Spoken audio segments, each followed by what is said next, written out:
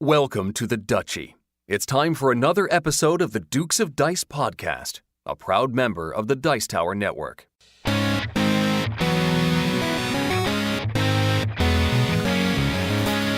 Coming to you from the Duchy in the Duke City, Albuquerque, New Mexico, and the Gateway City, St. Louis, Missouri, it's the Dukes of Dice, a podcast about board, card, and occasionally role-playing games. Today, the Dukes will recap Origins 2018. Then they'll review Dragon Castle from CMON Games. They'll also take a look back at the Dukes' review of Century Spice Road and Near and Far in a Dukes quadruple take. And now, the Dukes of Dice.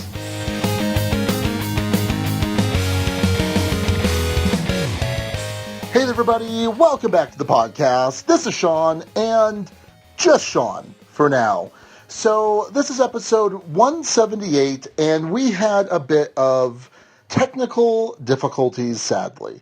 After we recorded the episode, Alex had his track, which he got to me. My track was on an SD card, and that SD card got lost somewhere in between the office and my house to do the edit. So my audio is sadly lost. We kind of talked about different options, how to proceed with this episode, and given that there was a good chunk of this episode that was Alex recounting his time at Origins, we just decided to kind of present his audio, and then I will jump in with some commentary here and there to kind of talk about Dragon Castle, that review, and also some of the double take stuff. All the games that I talked about in my recent plays, we'll talk about those in future weeks. I cut out the news. It just didn't make a lot of sense. So, unfortunately, that is what we have available to us. I apologize greatly for being kind of a dummy and losing that SD card. So, this is episode 178, which we're calling Mahjong and Windy Road. That title thanks to Jimmy Miro, who named it over in our Board Game Geek Guild. Makes sense because Dragon Castle that we're reviewing is, somewhat influenced by Mahjong, and the saying, a long and windy road, I think that references Near and Far a bit with the traveling and exploration and things like that. So I think that's a fantastic title. And then I'll be reading off the rest of the top 6 names at the end of the episode. But for now, let's go ahead and take a listen to what Alex has to say about Origins. I'm good. I'm all recovered pretty much from Origins. My voice is most of the way back, if not all the way back. Had a lovely double date night, which ended in double date game night.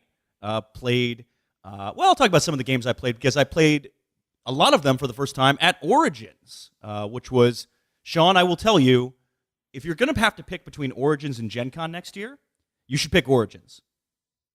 Heartbeat, pick Origins. Let's talk a little bit about Origins. Sean, I like Origins a lot better than Gen Con, as you might be able to tell from my recommendation that I just made. It has a similar feel in some ways. It has that trade show kind of feel, but it's not as overcrowded. The food nearby I found to be better. It just felt less hectic, less cramped, less crowded. And I don't know. I enjoyed myself a little bit more. At Origins. I would put it up there with some of my favorite cons to attend. So if you're looking to, at least play some of the new releases, Origins, there are plenty of publishers who release stuff there. The hall is not overwhelming. There's a lot of people there, but it's not overwhelming. And there's still plenty of play experiences, and it still felt like it was easy enough to get in games when I needed to. I've heard some complaints about the open play area. I've also heard some complaints that the con for them was more about drinking than it was about play. I didn't find that to be true, but I could see how that could be.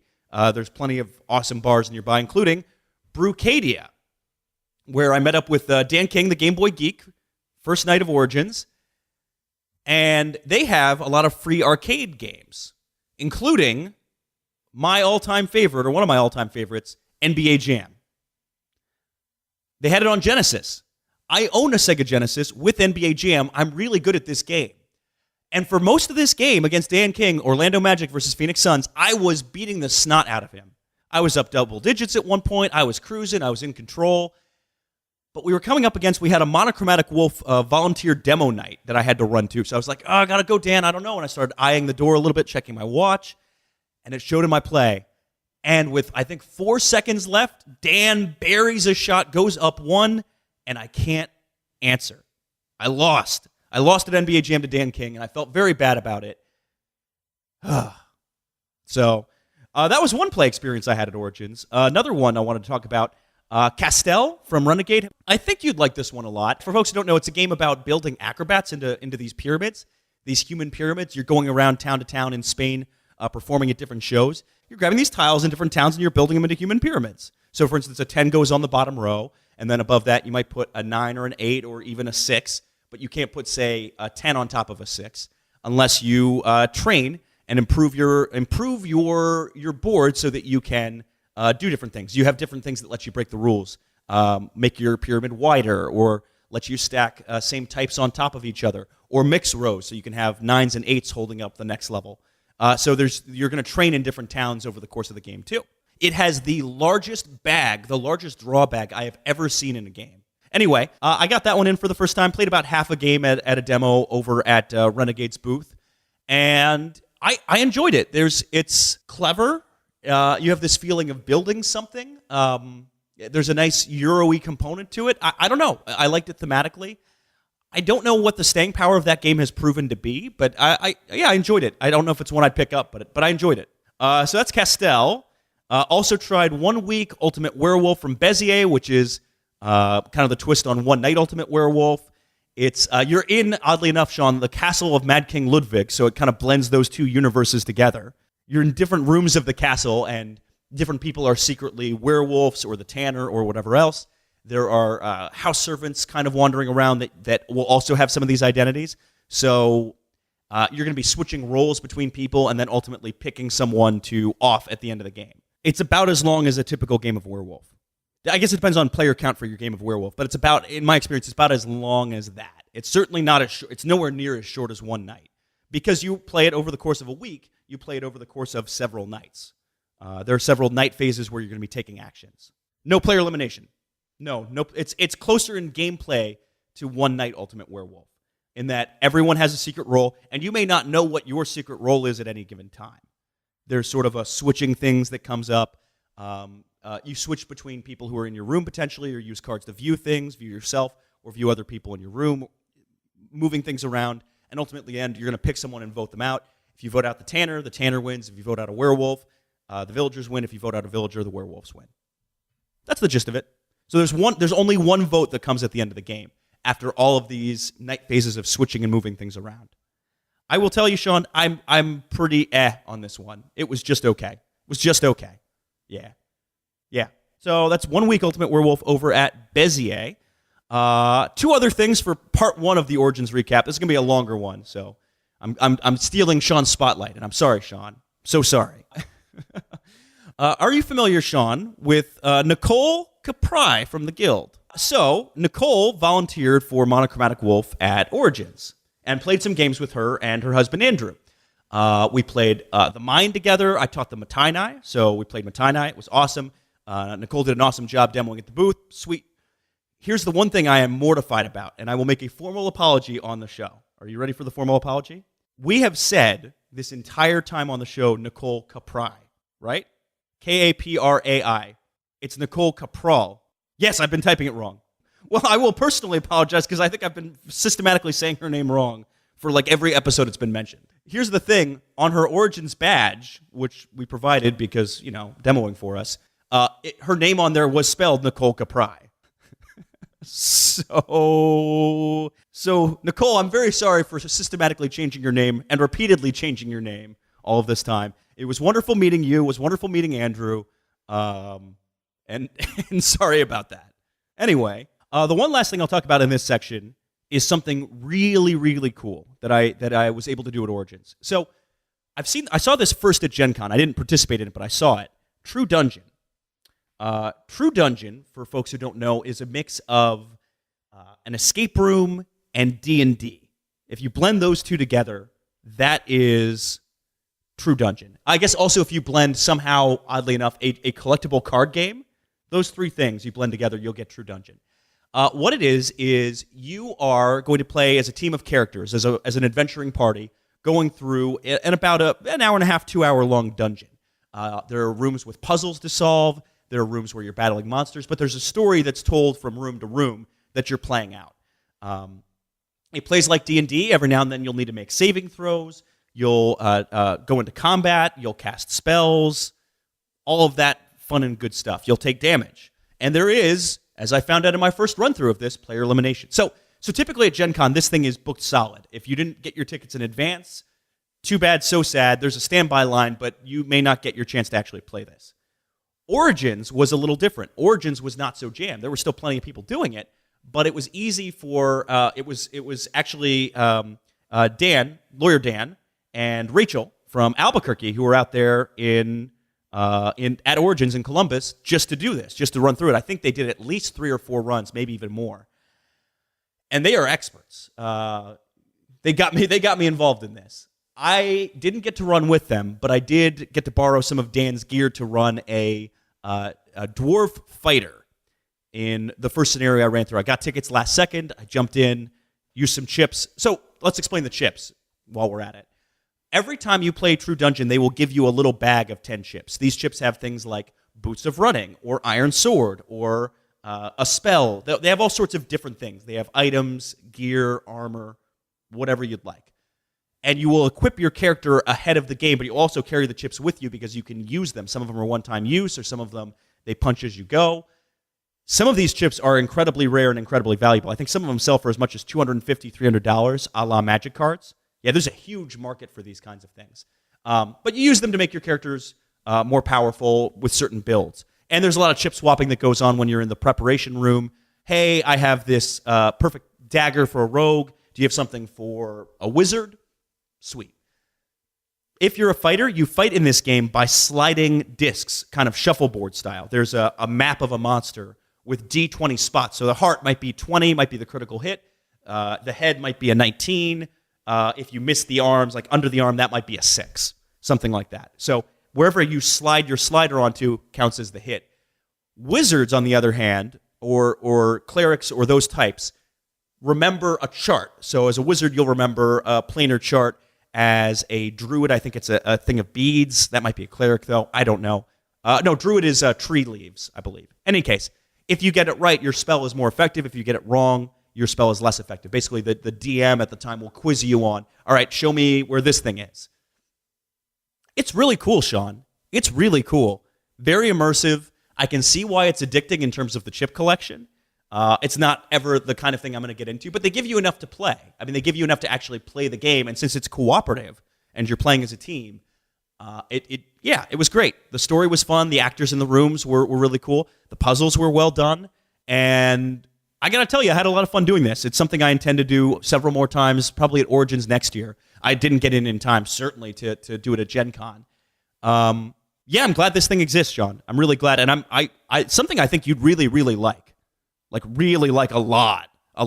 So that's my first half of my Origins recap. Sean, what have you been playing? So back to Origins. As the con wore on, I was able to get in quite a few more new plays. So really quickly, going to go over a couple at our sponsor, Arcane Wonders. Got in plays of Senshi, which is, it's in the same... There's a possibility of them being in the same line as Onitama. Senshi and Onitama being in this kind of elegant, Japanese-themed game line from Arcane Wonders. I don't think it has a name, but Tony had mentioned that was a possibility. Senshi's really nice. Senshi is so nice, I scooped up a copy. And I've forgotten the mechanics entirely, Sean. Entirely. So I'm going to keep going. It involves you either steal or you train or you do stuff. You do things.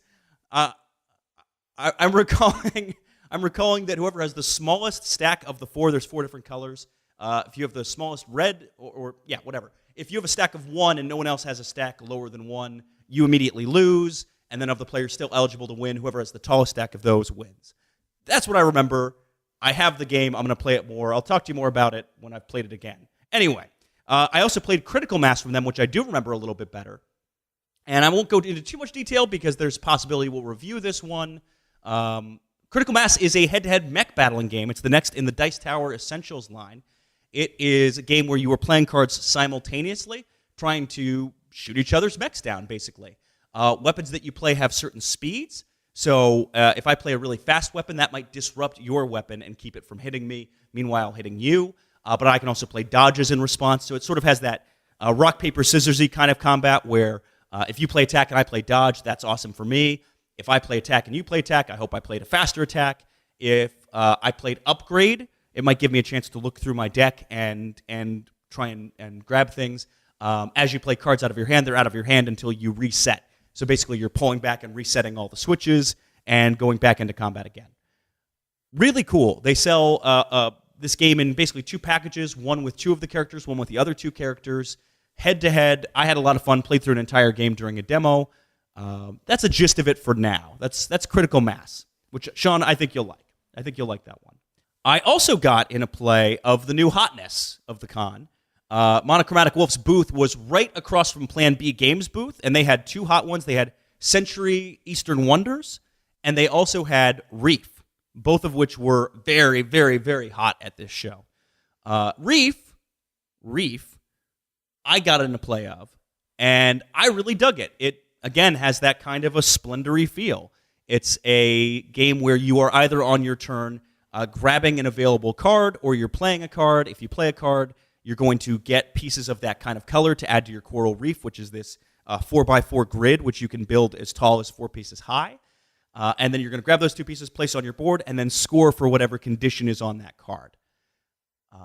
There's some interesting combo-y elements to this, some cool spatial management, and I can see why it's been as successful as it is. Designed by Emerson Matsuchi, who did Century Spice Road. He also did, I always forget the name of it, Sean, it's a hidden movement game, Spectre Ops, which Sean was met on, if only because of the hidden movement element, I think is really cool. And Emerson is the nicest guy ever, seriously, the nicest guy. So, yeah, in any case, Reef by Emerson and Plan B Games. Check that one out. Really a lot of fun. I got in a quick play and immediately bought World Championship Russian Roulette. It's done by Tuesday Night Games, which I hadn't heard of prior to this con, but is the same company that did 2 Rooms and a Boom. They have an upcoming Kickstarter project called That's Not Lemonade, which comes with little red solo cups. Anyway, World Championship Russian Roulette is a game where, congratulations, you've reached the World Championships. Unfortunately, it's in Russian Roulette.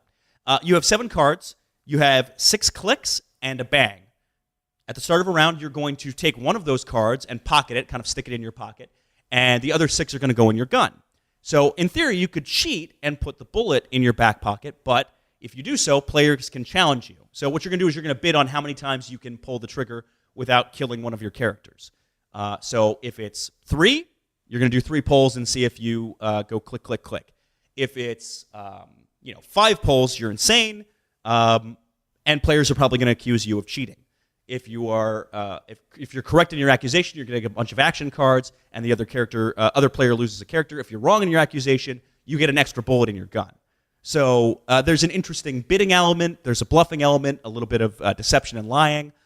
The action cards that you get in this are really cool, do different things. For instance, one says, force a player to increase their bid by 1. So if a player bid that they could only pull the trigger twice, they now have to do it 3 times. Or there's a card in there that requires a player re-roll their bid. There's a card in there that allows you to point your gun in the air and shoot for a round. So basically you get a free pull off of the deck. I bought this one instantly after playing it. I'd heard good things from Josh. I'd heard good things. Shane actually already owns it too. And I played it for the first time actually last night back here in St. Louis. And we played, I think, 2 full rounds of this, 2 full games of this. A lot of fun. Really a lot of fun, Sean. I think for some folks, the gun theming might be a little bit too dark. For me, it was fine, and a lot of fun, for sure. So that's World Championship Russian Roulette. And the final one I'll briefly talk about is Macau. It's a feld that, Sean, you are absolutely, you were mentioning, we were talking before the show, top 4 feld for you. For me, it's somewhere in the middle, but for me, a middle tier feld is still just great. So had a lot of fun. Josh taught me that one. I was pretty bad at it. I did a bunch of deliveries, and my strategy didn't come across so well. I also got punished. This is a game where you get punishment tokens if you mess up in some form or fashion. I don't need to go into too much detail. It's a Feld. It's reminiscent to me of Zolkin in many ways because of that action planning and the gear turning a little bit, and you get there eventually. It's the kind of long-term planning I'm not always the greatest at, and that proved to be the case in this game too. Basically, the cubes you have on your turn represent a number of actions you have, whether that's sailing your boat or building posts in town to collect certain goods. What other actions? Build cards. You're going to build cards that can give you either endgame scoring or special powers and abilities. And it's crunchy. We played it at 4 players, Sean, which might have been too many. Three is probably where I'd cap that game at. I wouldn't play it at more than 3. So I got my butt handed to me. I finished in 3rd place and a distant 3rd in this one, but had fun. It's a decent little game, and it's definitely it'll hurt your brain at times for sure. So that's my Origins recap. We drove 6.5 hours there, 6.5 hours back, and I was very tired by the end of everything. You know what, friends? Board game tables are an expensive proposition for sure. But nothing beats the experience of playing your favorite games in style on a high-quality playing surface. Now, thanks to our buddy Berkey and Game Toppers, you can turn your own kitchen or dining room table into a premium, portable game solution with all the features of a high-end gaming table, but, and this is important, at a fraction of the cost. I have played games on these Game Toppers before, and I have got to say that they are truly excellent. This is someone who has played on custom-built tables, on mass-produced gaming tables. I got to tell you, these Game Toppers are fantastic. They feature the best of both worlds, featuring beautiful premium wood and finishes, as well as lightweight aluminum to make the setup, breakdown, and transportation a breeze. Plus, you can use thematic gaming mats to match your play experience. So, if you're looking for an affordable solution to your board gaming table needs, look no further than Game Toppers, and you can check them out at GameToppersLLC.com.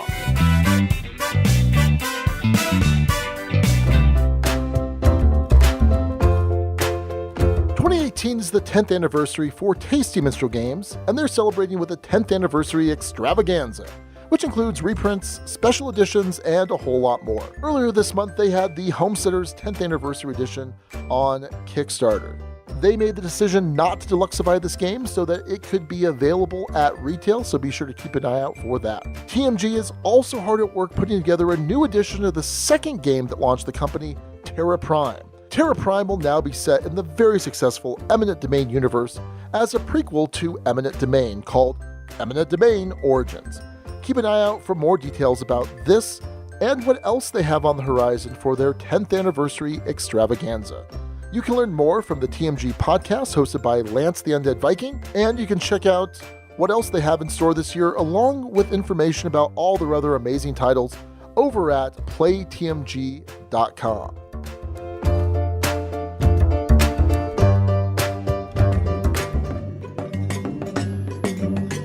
Arcane Wonders is pleased to announce the release of Senshi coming this May. In Senshi, you are a warrior monk studying diligently at the temple under the tutelage of the current master.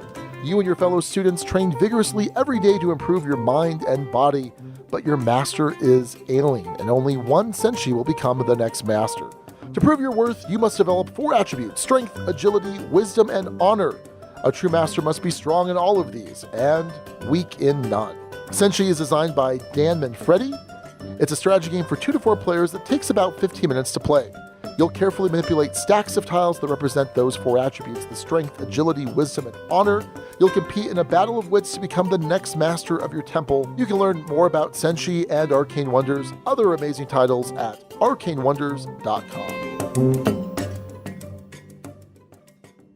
Oh, tell me why do we build castles in the sky? Well, today we're talking about a game where you're not building castles in the sky, but on the ground. It's a twist on Mahjong with a great table presence, but does it deliver enough? We'll tell you. It's CMON's Dragon Castle. So in Dragon Castle, you are building your own new Dragon Castle because the one that's in the middle of the board that the dragon was residing in is kind of falling apart. And so you're trying to basically score the most points by creating the castle that the dragon is going to favor most. Now, in the middle of the board, you have all of these Mahjong-style tiles. Basically, they're kind of like dominoes And then they have different colors and different symbols on them. And they're arranged typically in a castle pattern or in a pyramid pattern, I should say, although there's variable setups that you can have here. But basically there's a flatter first level, then there's fewer tiles on the second level, and even fewer on the third level. Now, on your turn, you're going to have the choice of drawing at least one tile. That tile needs to come from the topmost layer. Then you can choose to either draw a second tile anywhere else that is free, but it has to be matching that first tile drawn exactly. The second option is to draw that first tile and then to take a shrine from the general supply and add it to your personal supply, and I'll explain what the shrines do in a second. And then finally, the third option is just to discard one of the top tiles and get a victory point for your troubles. Now, once you take your tile or tiles, you're going to add it to the player board that you have in front of you. And what you're trying to do is create contiguous collections of the same color. So not perfectly matching necessarily, but the same color. And I believe there are 5 or 6 colors. And once you have 4 of these tiles of the same color that are contiguous with one another, you'll consolidate. You'll flip them and you'll score some points. But you're going to score more points if you have a larger collection of similarly colored tiles. Now, the consolidation happens automatically once there are four or more. So basically, you have to have different sections of the same color that are separated, and then you kind of meet them with new tiles if you're going to want to flip higher quantity tiles for more points. Once you consolidate, you're able to place the shrines that you have available to you on top of one of those flipped tiles, and the shrines are going to be worth points at the end of the game. 1 point if they're on level 1, 2 points on level 2, 3 points on level 3, and depending on which color you consolidated, that will affect how many shrines you can place. So half the colors will let you place 1 shrine, 2 colors will let you place 2 shrines, and then the dragon, the purple color, lets you place 2 shrines and scores you a point, but those dragon tiles are a little bit harder to come by. They're a little bit rarer. Now, you're also able to place tiles on top of consolidated flipped tiles, creating this nice little 3D castle of yours. And it's an interesting top-down check that you're doing to see if you have tiles that are contiguous. So, for example, I could have 2 blue tiles on the first row that, if I'm looking straight down, are contiguous with blue tiles on the second level, and I could then force a consolidate that way. That's a pretty neat little thing that this game does. Now, at the end of the game, which basically ends when players have eliminated everything but the first layer of the Mahjong tiles in the middle of the board, and then there's kind of an interesting mechanic where there are these 2-point tokens that you can take, and if you take enough of them, the game's going to end. But they're only able to be taken once that final layer is revealed. And you're then going to add up all the points based on the shrines that you've placed, based on the points you've accumulated during the game for consolidation. There's also variable end-game scoring that is different each game, and whoever has the most points is the winner of Dragon Castle. So, as we go into the review of Dragon Castle, you'll be hearing some references Alex is making to basically me being kind of bored with the game. I wasn't a huge fan of it. I didn't think it was terrible, but it just wasn't something that I found particularly engaging, and you'll hear what Alex has to say in his thoughts. I liked it a lot, I think. So this is a game that, as I mentioned in my always made-up and ad-libbed intro, has a great table presence, right? It has this, as Mahjong does, it has these big, thick stacks of tiles, bright colors.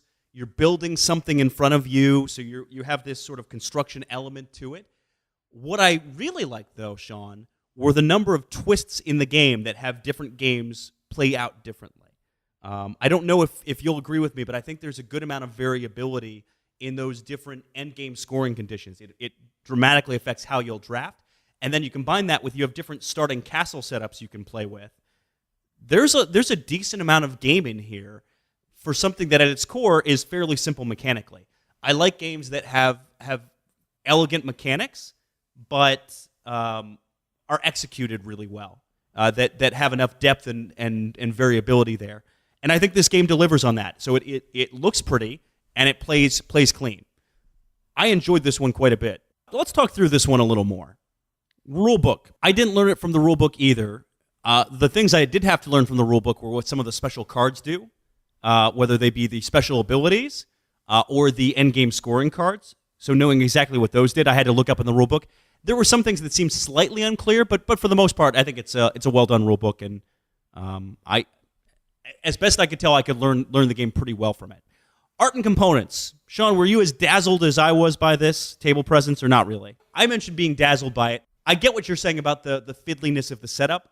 To me, it didn't bother me in this case because you're actually building a castle, and there was something cool about that. Yeah, it's a little tedious, but it's actually kind of a fun tedious, if that makes any degree of sense.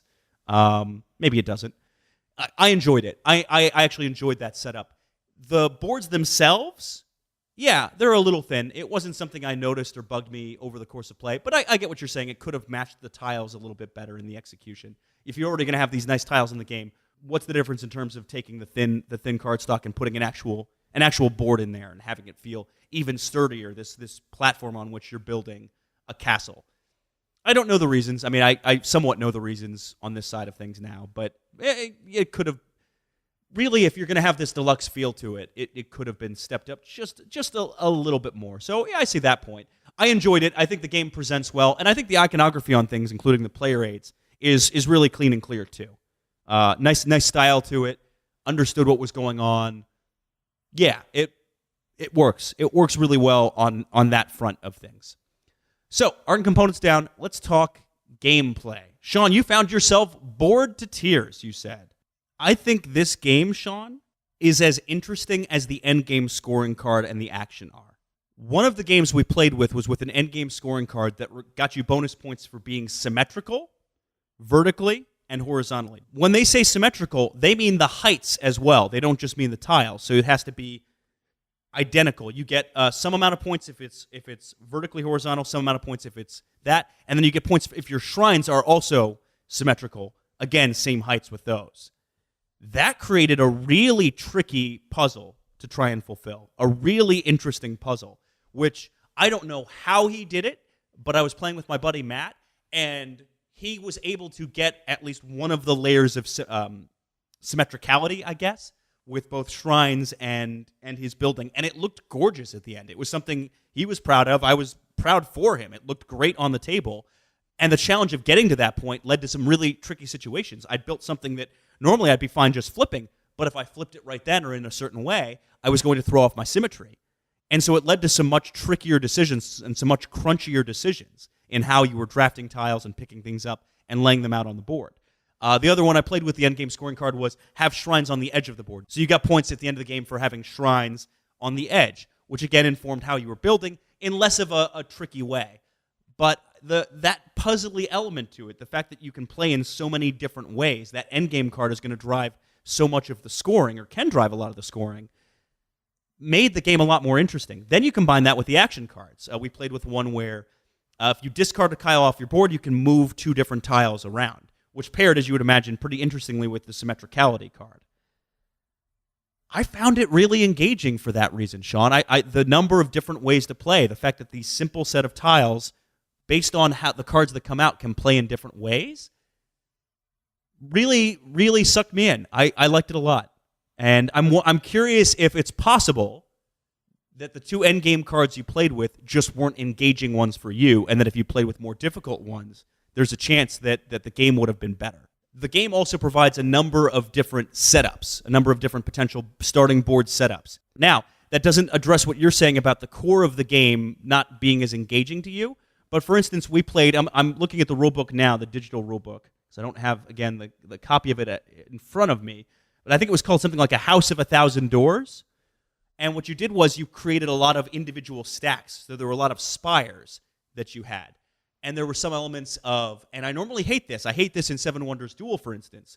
But you could set up some clever situations of forcing your opponent to take something they didn't want to take. You could set up these situations of burning down the layer in a selective way to really push your opponent in a bind. And in the context of this game, it was really cool.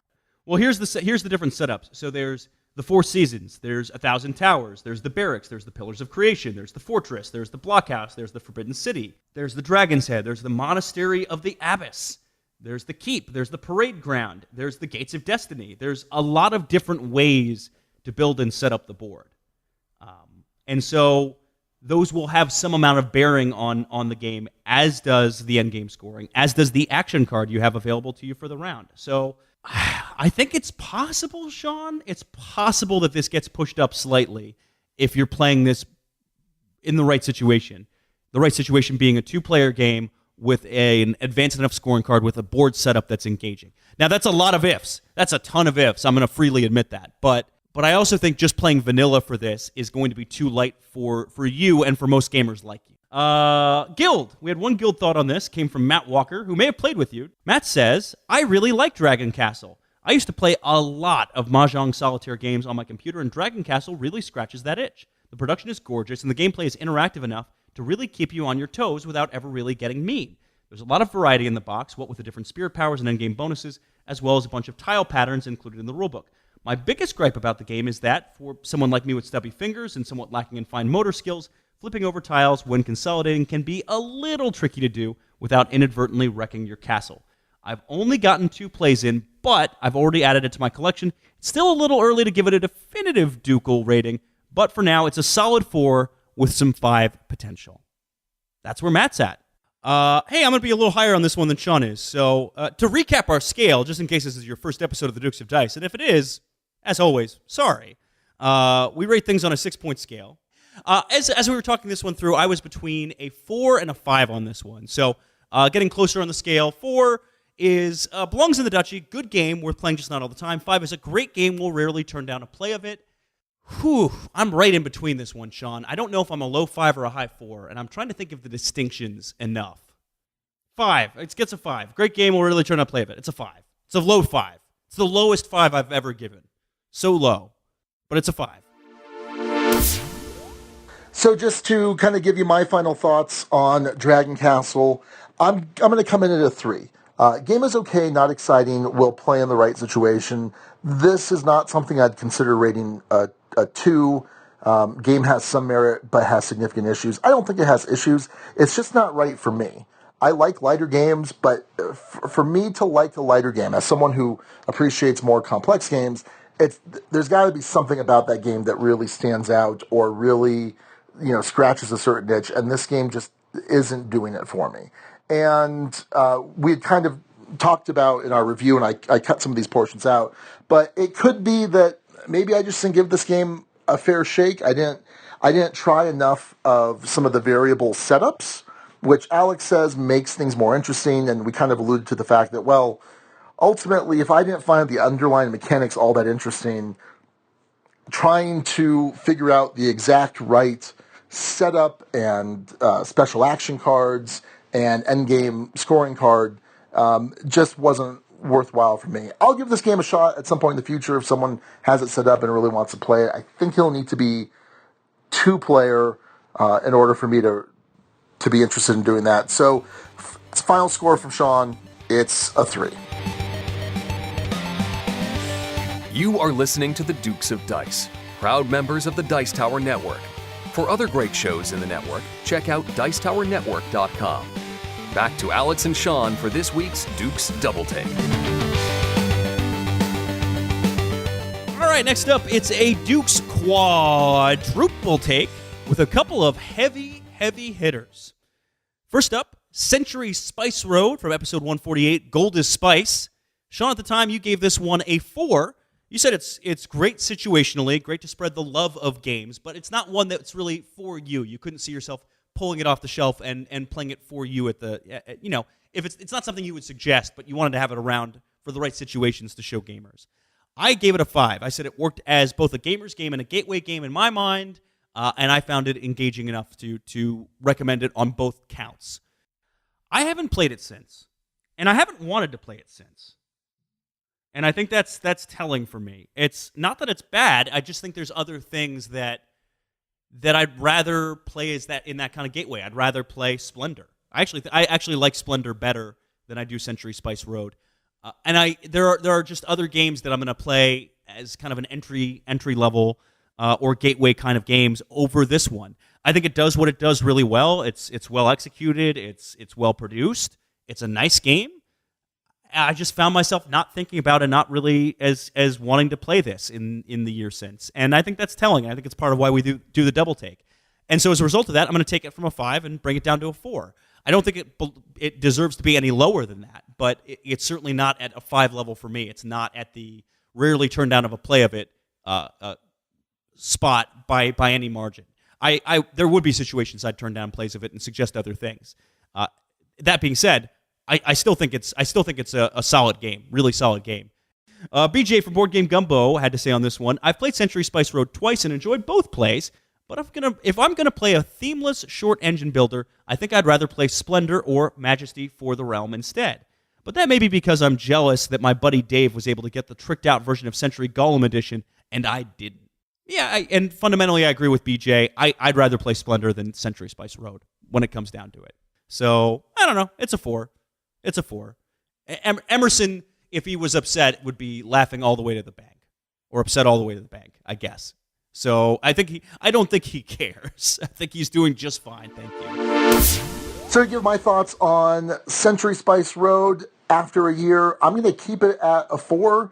It's a game that it's another one of those lighter games that I'm going to play in a certain situation.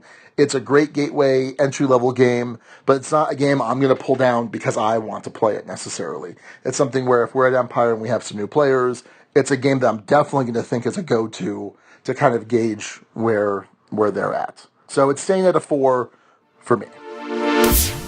All right, next up, episode 149, Near, Far, Wherever You Are. And that's where we reviewed Near and Far. This one we were a little split on. Another kind of 2-point split from us. Sean, you gave this one a 4, and primarily due to your disappointment with the campaign system. It was a 5. It brought it down to a 4 for you. I gave this one a straight 6. Perfect level of depth. Love the story. Beautiful components. Amazing art. It's my kind of game through and through. I have played it since, and it's not moving anywhere. It's not moving anywhere. That kind of story that thing delivers is such a huge hook for me. And I know you're probably somewhat bitter about this game of late. Tales of Arabian Nights, which I played instead of the Gaia Project. I was really engaged in it and had fun with for what it is, even if I would agree with the assessment that it's probably not a game, or there's not a lot of game to it. I still had so much fun with just the story of that can lift up just about any game. So that story in Near and Far, combined with a game that's really solid, keeps it at a 6. It's not going anywhere. Doesn't move. I'd like to play it more than I have, but that's just a sign of how much I really enjoy this game. It's a 6. Doesn't move. And you were mentioning the campaign. You didn't feel the story had enough impact game to game. There wasn't enough stuff you could keep between missions to have it feel as engaging. And finally, with Near and Far, I really like Ryan Lockett as a designer, as an artist, as the whole package. I think he's fantastic, and I think his games are fantastic. And Near and Far is good. It just wasn't great for me. It was a game where perhaps my expectations as far as how the campaign system was going to work were too high. There just wasn't enough meat on that campaign system. So it gave me, it whetted the appetite for it without really delivering a savory meal for me to be able to enjoy. And then as far as the mechanics of the actual game itself, aside from the campaign, they're good. And I think it's, fairly typical Ryan Lockett, but I'd rather play, for the mechanic purposes, I'd rather play something like Islebound or even The Ancient World. So I'm going to have Near and Far stay at a 4. Definitely going to come out at some point in the future, but yeah, it's a 4. So that's going to do it for the Duke's quadruple take. Century Spice Road stays at a 4 for Sean, goes from a 5 to a 4 for me. Near and Far stays at a 4 for Sean, stays at a 6 for me. And that's going to do it for the episode, except for one other piece of unfinished business. The best of the rest show titles that we didn't use for this episode. Top 6 episode title suggestions. First, Steve O'Rourke, the name father, Alex's arch nemesis, suggested I Would Walk 500 Tiles. That's the reference to that song, I Would Walk 500 Miles by, I can't remember who it's by off the top of my head, but very earwormy and good reference to near and far, and then also the tiles from Mahjong and Dragon Castle. Michael Farenbrook suggested A Song of Spice and Fire. Nice little Game of Thrones reference there, and a nice reference to Century Spice Road, and then the fire from the dragon and the Game of Thrones tie-in there. BJ from Board Game Gumbo suggested Stop Dragging My Spice Around. Dragon like Dragon Castle. That's a Tom Petty and the Heartbreaker song. Very clever. I had a good chuckle at that. Aaron Williams suggested Dragon Sage Origins. I think a play on Dragon's Age, and just sounds very ominous. And then finally, this one makes me a little sad. Striker J suggested Hardcastle and McCormick Spices, and we lost this incredible conversation where Alex and I were discovering the old sitcom, or I guess not a sitcom, but a detective show, kind of, Hardcastle McCormick from 83 to 86. I'm sad that that's lost to time. It was a pretty funny discussion and exploration of what that was, and it's a very clever title, so good job, Striker J. Well, that's going to do it for episode 178. Thanks again to Jimmy Mero for titling it Mahjong and Winding Road. Again, everybody, I'm very sorry that this wasn't quite the full episode that it should have been. Appreciate all of your patience and understanding. Until next time, this is Sean, then Alex will say, and Alex, but he'll do it for a long time. And Duke you later, everybody. Thank you so much for listening to the Dukes of Dice. Today's episode was recorded in the Duchy on June 23rd, 2018. Our theme music provided by Carbohydro M from his Prime Legacy album. The Dukes of Dice are a proud member of the Dice Tower Network. For other great board gaming podcasts, check out DicetowerNetwork.com, and for all the latest in the Duchy, go to DukesofDice.com. Find us on Twitter at Dukes of Dice. Join in conversations on our Board Game Geek Guild. Find us on Facebook and subscribe to our YouTube channel. Thanks to our sponsors, Taste and Minstrel Games, Arcane Wonders, and Game Toppers, LLC. You can check out all of TMG's games at PlayTMG.com. Arcane Wonders find titles over at ArcaneWonders.com, and learn more about Game Toppers at GameToppersLLC.com. We'll see you back here in 2 weeks. Until then, game on!